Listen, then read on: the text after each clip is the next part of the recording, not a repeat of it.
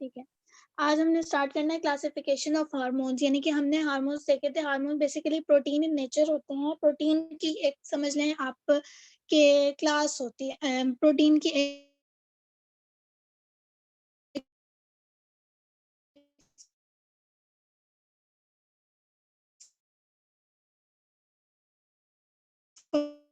Further class है, ठीक है, जिसमें आप क्या होते हैं कि बॉडी के अंदर डिफरेंट सेल्स होते हैं नॉर्मली, उनकी रेगुलेशन में इन्वॉल्व होते हैं, ठीक है।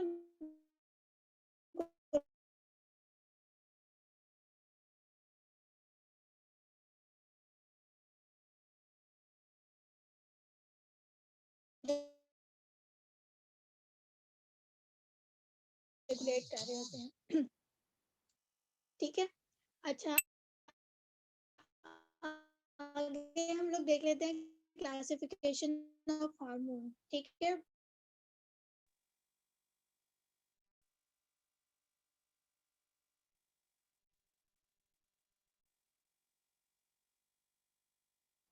अच्छा, इसमें फिर हम पहली क्लास सबसे पहले देख लेते हैं कि बेस्ड ऑन केमिकल नेचर में सबसे पहले आ जाती है पेप्टाइड्स।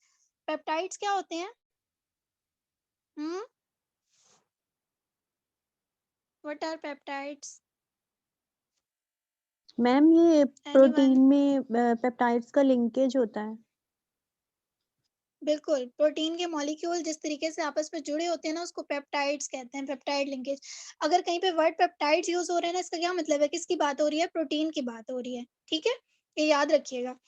पेप्टाइड्स की अगर हम बात करें तो सबसे पहले हमारे पास एंटीरियर पिट्यूटरी हार्मोन्स आते हैं। पिट्यूटरी ग्लैंड्स आपके बेसिकली ब्रेन में प्रेजेंट होते हैं, ठीक है। ब्रेन में एंटीरियर का मतलब होता है सामने वाली साइड का, ठीक है, यानी सामने वाली साइड पे होंगे, और पोस्टीरियर मतलब बैक साइड पे, पीछे वाली साइड पे होंगे। एंटीरियर ए से याद रखें ना कि ए है तो हम कहेंगे सामने है या आने वाली साइड, सामने, इस तरीके से, और पी पोस्टीरियर पीछे की साइड पे, ठीक है। अब क्या होता है कि एंटीरियर पिट्यूटरी हार्मोन्स आपके ब्रेन में होते हैं, डिफरेंट फंक्शंस होते हैं इनके, ये आगे इनकी डिटेल है, इनकी डिटेल में हम लोग देखते हैं। सबसे पहले जीएच का मतलब है ग्रोथ हार्मोन, एसीटीएच का मतलब है एड्रीनोकॉर्टिकोट्रोफिक हार्मोन, प्रोलैक्टिन आ गया। ये सारे डिफरेंट हार्मोन्स हैं जिनके डिफरेंट फंक्शनिंग्स होते हैं। कुछ जो है वो लैक्टेशन में इन्वॉल्व होते हैं, कुछ जो है वो आपके पास बर्थ कंट्रोल में इन्वॉल्व हैं, कुछ प्रेगनेंसी में। इस तरह डिफरेंट हार्मोन्स होते हैं जिनका डिफरेंट डिफरेंट फंक्शंस होते हैं, ठीक है, डिफरेंट डिफरेंट चीजों में इन्वॉल्व होते हैं। आगे हम इनकी डिटेल देखेंगे। उसके बाद पोस्टीरियर पिट्यूटरी हार्मोन, इसमें एडीएच आ जाता है, एंटी डायूरेटिक हार्मोन जिसको कहते हैं, ठीक है। फिर एक ऑक्सीटोसिन आ जाता है। आइलेट्स ऑफ लैंगरहैंस में इंसुलिन, ग्लूकागॉन, सोमेटोस्टेटिन, ये हार्मोन्स आ जाते हैं। ये हार्मोन्स के नाम जो है ना, ये याद रखने, ये आपके एमसीक्यू में आती हैं ये चीजें, ठीक है। फिर थायराइड ग्लैंड में कैल्सिटोनिन, पैराथायराइड में पैराथायराइड हार्मोन ये जो आपके पास है ना, थायराइड और पैराथायराइड हार्मोन, ये आपके गले वाली साइड पे ना, यहाँ पे प्रेजेंट होते हैं थायराइड ग्लैंड्स। फिर उसके बाद जीआईटी गैस्ट्रो इंटेस्टाइनल ट्रैक्ट में, यानी कि जोन सा आपका पूरा प्रोसेस जो इन्वॉल्व हो रहा है आपकी फूड के डाइजेशन में या ड्रग के डाइजेशन में, तो वो जो पूरा प्रोसीजर होता है ना आपकी, यहाँ से स्टार्ट होती है ओरल कैविटी से लेके, ठीक है, पूरा फिर स्टमक आ जाता है, इंटेस्टाइन, और वो पूरा वो आप फिजियो में पढ़ते हैं ना, उस पूरा जो पाथवे होता है ना, उसको आप जीआईटी कहते हैं, गैस्ट्रो इंटेस्टाइनल ट्रैक्ट, ठीक है। वहां पे आपके पास सब्सटेंस पी हार्मोन होता है जो फूड की रेगुलेशन में इन्वॉल्व है। फिर उसके अलावा releasing and inhibitory hormones of the hypothalamus. Hypothalamus brain का एक पार्ट होता है जो आपकी मेमोरी को कंट्रोल कर रहा होता है इसके अलावा इसको थर्मोरेगुलेशन को भी कंट्रोल करता है, होम्योस्टेसिस को भी मेंटेन करता है, यानी कि कितना टेम्परेचर इनसाइड और आउटसाइड उसके होना चाहिए आपके, उसके अकॉर्डिंगली उसको मेंटेन करके रखता है, ठीक है। फिर आ जाते हैं ओवरीज। ओवरीज में आपके रिलैक्सिन हार्मोन होता है। फिर ग्लाइकोप्रोटीन्स आ जाते हैं। What are glycoproteins?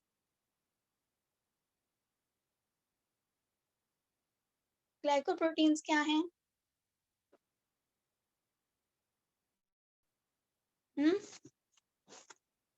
ये आप लोग पढ़ चुके हैं पहले? मैम ये भी लिंकेज है आई थिंक, ये कार्बोहाइड्रेट का। किसके साथ?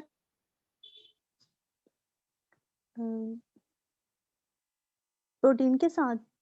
बिल्कुल, ग्लाइकोप्रोटीन का ये मतलब है कार्बोहाइड्रेट और प्रोटीन का कॉम्बिनेशन है, ठीक है। इसके अंदर इसमें पहला हार्मोन एचसीजी, एचसीजी कहते हैं ह्यूमन कोराइनिक गोनाडोट्रोफिन हार्मोन, ठीक है, human chorionic gonadotropic hormone, TCH thyroid stimulating hormone, LH luteinizing hormone, erythropoietin, ये हार्मोन्स के नेम्स हैं, आप एज इट इज याद रखेंगे।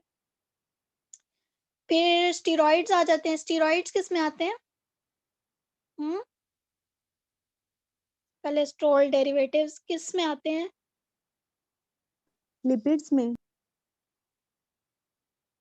ठीक हो गया, लिपिड्स की अब हमने, क्योंकि अभी हम लोग प्रोटीन की बात कर चुके हैं, कार्ब्स की बात कर चुके हैं, तो लास्ट में हमारे पास लिपिड्स आ जाते हैं।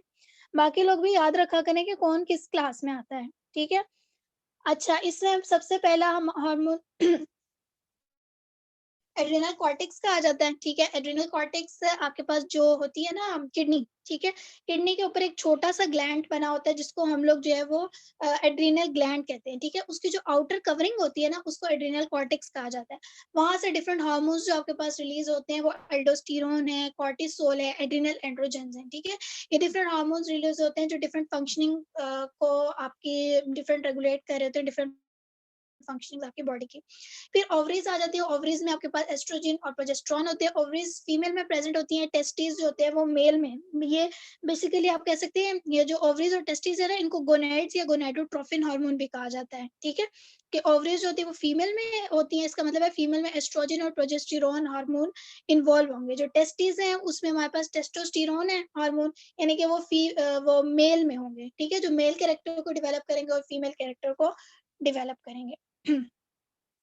उसके बाद नेक्स्ट क्लास आ जाती है अमाइनो एसिड, ठीक है। अमाइनो एसिड हमें पता है टायरोसिन डेरिवेटिव्स है, यहाँ पे टायरोसिन डेरिवेटिव्स की बात की गई है। थायराइड ग्लैंड में T3 और T4 ये डिफरेंट हार्मोन्स होते हैं जो आपकी ग्रोथ में या आपके डिफरेंट जो बॉडी पार्ट्स है ना, जैसा हेयर ग्रोथ में, नेल ग्रोथ में, ठीक है, इन चीजों में इन्वॉल्व होते हैं।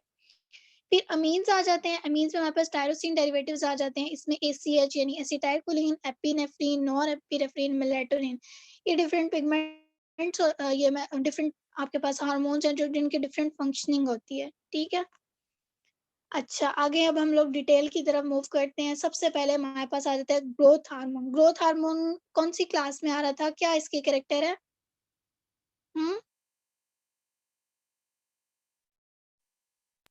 ग्रोथ हार्मोन, पेप्टाइड ठीक पेप्टाइड है, में आ रहा था। ठीक है, शाबाश। पेप्टाइड में हमारे पास आ रहा था, यानी कि पेप्टाइड इसके दरमियान लिंकेज हो गई या पेप्टाइड क्लास में आ रहा है, यानी कि प्रोटीन इन नेचर होगा, ठीक है। अब क्या होता है कि हमने बात की थी कि जो ग्रोथ हार्मोन है वो हमारे पास एंटीरियर पिट्यूटरी से रिलीज होता है, यानी कि पिट्यूटरी जो ग्लैंड है उसका सामने वाला जो पार्ट है उससे रिलीज होता है, ठीक है। इसका दूसरा नाम जो है वो सोमैटोट्रोफिन या सोमैटोट्रोफिक हार्मोन, कहीं पे वर्ड लिखा होगा ना STH, ठीक है, तो आपने याद रखना है ये सोमैटोट्रोफिक हार्मोन की बात हो रही है, ठीक है। सोमैटोट्रोफिन या सोमैटोट्रोफिक हार्मोन के दूसरे नेम से आप लोगों ने याद रखनी है, ठीक है। अब आपकी इसका बेसिक फंक्शन क्या होता है कि ये आपके जो बॉडी सेल्स होते हैं ना, बॉडी में जो डिफरेंट सेल्स होते हैं जो डिफरेंट फंक्शनिंग कर रहे हैं उनकी ग्रोथ करवाते हैं। जाहिर सी बात है जब आपकी सेल की ग्रोथ नहीं होगी तो नॉर्मली जो आपका लिविंग सेल है या नॉर्मल पर्सन है उसकी ग्रोथ किस तरीके से होगी? जब छोटे बच्चे होते हैं तो वो बड़े किस तरीके से हो जाते हैं? जाहिर सी बात है उनकी सेल की ग्रोथ होती है, वो छोटे सेल उनके बड़े होते चले जाते हैं।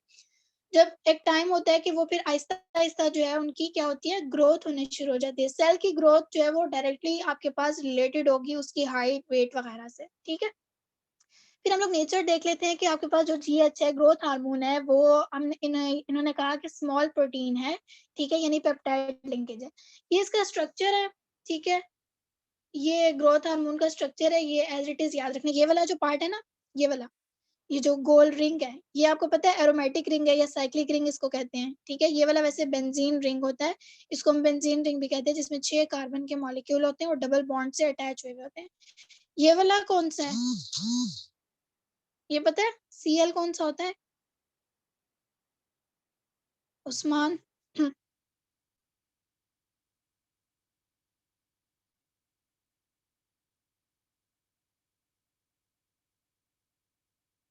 क्लोरीन को कहते हैं ये, ठीक है, क्लोरीन या क्लोराइड ग्रुप जो है वो इसके साथ अटैच हुआ है, ठीक है।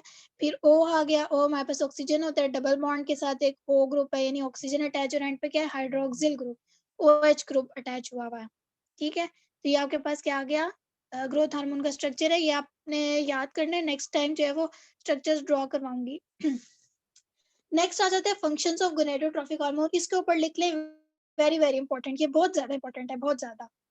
ठीक है, फंक्शंस ऑफ गोनेडोट्रोफिक हार्मोन के ग्रोथ हार्मोन के आपके पास अब फंक्शंस क्या हैं। सबसे पहले हम प्रोटीन की मेटाबॉलिज्म में देख लेंगे कि प्रोटीन की मेटाबॉलिज्म में ग्रोथ हार्मोन का क्या रोल होता है। ठीक है, तो अगर इसमें बात करें तो आपके पास जो ग्रोथ हार्मोन होते हैं वो एनाबॉलिक इफेक्ट प्रोड्यूस करते हैं। एनाबॉलिक इफेक्ट हमने बात की थी, हमने जब एंजाइम की बात की थी, हमने कहा था कि वो मेटाबॉलिज्म में इन्वॉल्व होता है। अभी मैंने आपको बताया था कि मेटाबॉलिज्म में हमारे पास दो चीजें होती हैं, एक एनाबॉलिज्म होता है और एक कैटाबॉलिज्म होता है। जब हम बात करते हैं इसकी एनाबॉलिज्म की, ठीक है, तो एनाबॉलिज्म का ये मतलब होता है कि छोटे छोटे मॉलिक्यूल आपके पास जो प्रोटीन के होंगे या किसी भी चीज के, वो आपस में मिलके एक बड़ा मॉलिक्यूल बनाएंगे। ठीक है, अब वो जो बड़ा मॉलिक्यूल बनेगा, जिस प्रोसेस से बनेगा, इसको हम कहेंगे एनाबॉलिज्म या एनाबॉलिक रिएक्शन या एनाबॉलिक इफेक्ट।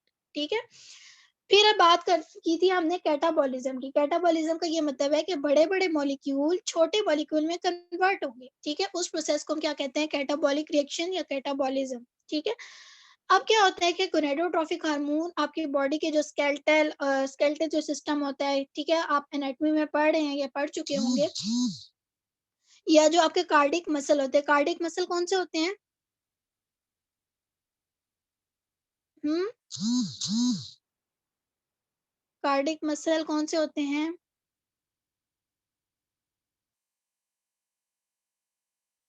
हार्ट हार्ट के जो मसल होते हैं ना, उनको कार्डिक मसल कहा जी जाता है। जवाब करें जी जी काइंडली। जी जी मैम, वो मैं बाहर किया हुआ था। कार्डियक मसल हार्ट मसल होते हैं, और मैम जिनमें हार्ट बीट इरेगुलर हो जाती है और इन्वेंट्री इन कंट्रोल होता है मैम। ठीक है, जवाब दिया करें जब सवाल पूछ रही होती हैं। अच्छा, ये आपकी क्या करते हैं, प्रोटीन सिंथेसिस में इन्वॉल्व हैं। ठीक है, यानी कि प्रोटीन की वो जो हमने पूरा प्रोसीजर पढ़ा था कि किस तरीके से मैसेंजर आरएनए आएगा अपना मैसेज लेके, वो सारा जो हमने डीएनए और आरएनए की पूरी स्टोरी पढ़ी थी ना, तो वो सारी इन्वॉल्व होती है। यानी कि उसको कंट्रोल कौन कर रहा है, ग्रोथ हार्मोन। ठीक है, आरएनए और डीएनए, आरएनए और डीएनए को क्या कहते हैं?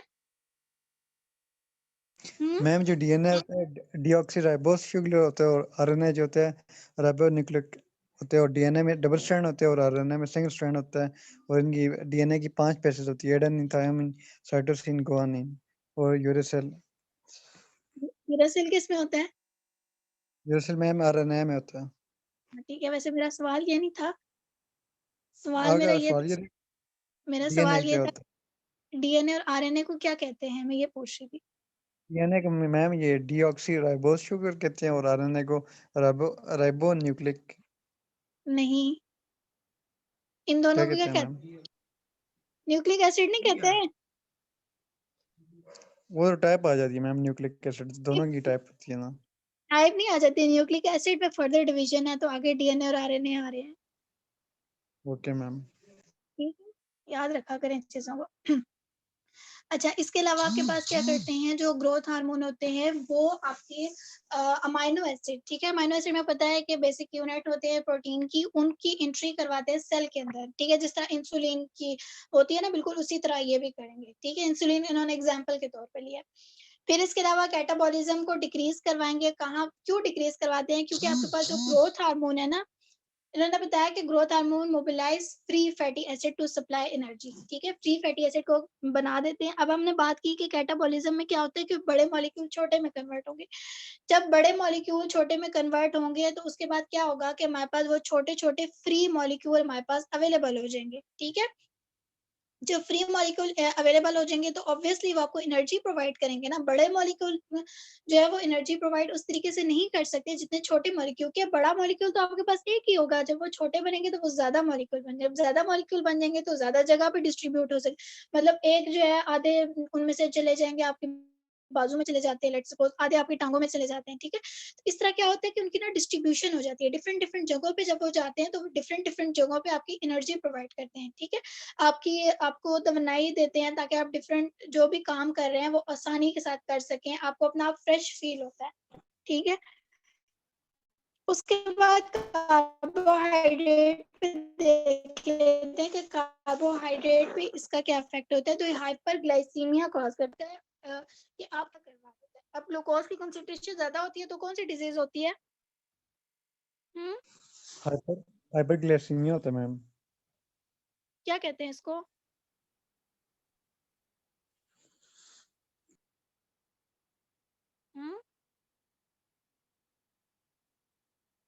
ग्लूकोज क्या चीज है?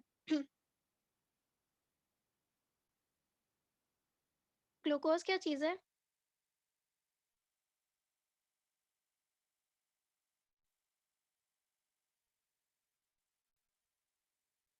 कमाल है, सामने लिखा हुआ है आपके, फिर भी देख के भी नहीं बता सकते।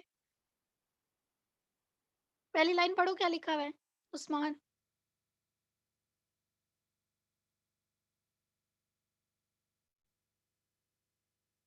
उस्मान सुन रहे हैं?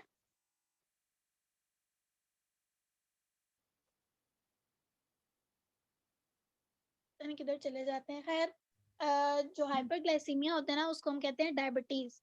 डायबिटीज, ठीक है, जिसको हम लोग शुगर कहते हैं आम अल्फाज में ना, कि शुगर हो गई है बंदे को। इसका मतलब ये होता है कि ग्लूकोज बॉडी के अंदर जो है वो बहुत ज्यादा अमाउंट में हो गया है, ठीक है, कि जितना होना चाहिए उतनी उसकी नॉर्मल कंसंट्रेशन नहीं रही, वो नॉर्मल से एक्सीड कर गया। इसको एंटी इंसुलिन इफेक्ट भी ये प्रोड्यूस करता है। एंटी इंसुलिन इफेक्ट का मतलब ये है कि क्योंकि इंसुलिन और जो आपके पास होते हैं ना ये ग्लूकोज, ठीक है, ये क्या करते हैं, एक दूसरे को ना बैलेंस करते रहते हैं, मतलब कि अपोज करते रहते हैं ना एक दूसरे के इफेक्ट को, ताकि कोई एक चीज ज्यादा ना हो जाए या एक चीज कम ना हो जाए, हाइपरग्लाइसीमिया या हाइपोग्लाइसीमिया की कंडीशन ना हो जाए बॉडी के अंदर, ठीक है। तो एक दूसरे को जो बैलेंस करते रहते हैं कि नॉर्मल जितनी रेंज है उतनी ही रहे।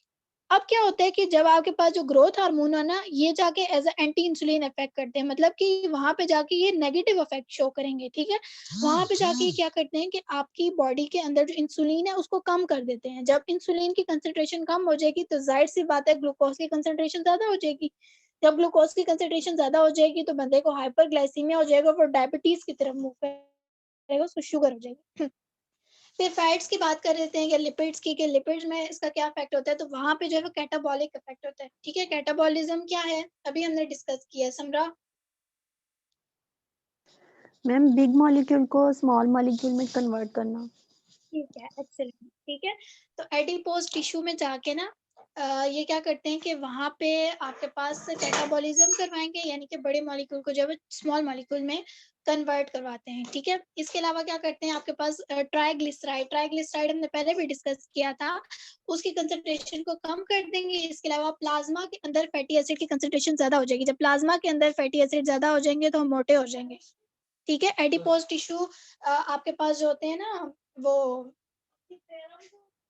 वहां पे ना फैट की डिपोजिशन होती है। फैट्स यानी कि कोई भी आप चिकनाई ले रहे हैं, ठीक है, या इस टाइप की जो चीजें होती है ना जिनके अंदर थोड़ी सी भी चिकनाई होगी, लिपिड्स को कहते हैं क्या है, चिकनाई कहते हैं ना, ठीक है, उर्दू में जो भी उसके अंदर वो होती है, जब ज्यादा अमाउंट में आप लेते हैं, इसी वजह से जो है ये जंक फूड वगैरह समोसे और ऐसा की चीजें इसी वजह से मना की जाती है कि वो आपको मोटा करती है। वो क्या करती है कि फैट जाके ना एडिपोज टिश्यू के ऊपर डिपॉजिट होना शुरू हो जाता है। जब वहां पे जाके डिपॉजिट होता है तो प्रॉपर फंक्शनिंग नहीं हो पाती बॉडी के, तो आप क्या होते हैं, आपका फैटी होना शुरू हो जाते हैं, मोटे होना शुरू हो जाते हैं। उसके बाद आता है फैटी लिवर। फैटी लिवर में क्या होता है कि फ्री फैटी एसिड्स के जो मॉलिक्यूल होते हैं, फैटी एसिड्स क्या चीज है?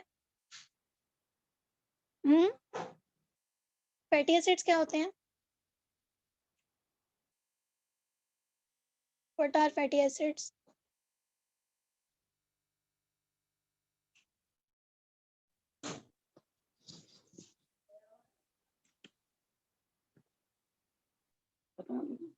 अच्छा, अब क्या होता है कि आपकी बॉडी के अंदर जब फ्री फैटी एसिड ज्यादा हो जाते हैं ना, फ्री का क्या मतलब है, जब कैटाबॉलिज्म आपके पास बॉडी के अंदर ज्यादा होगी ना, याद रखना, जब बॉडी के अंदर जितनी ज्यादा कैटाबॉलिज्म होगी ना, यानी बड़े मॉलिक्यूल छोटे में कन्वर्ट होंगे, उतनी वो चीज अगर हम ड्रग की बात करें तो वो ड्रग, या अगर फूड की बात करें तो उतने फूड पार्टिकल आपकी बॉडी में फ्री फॉर्म में ज्यादा अवेलेबल होंगे।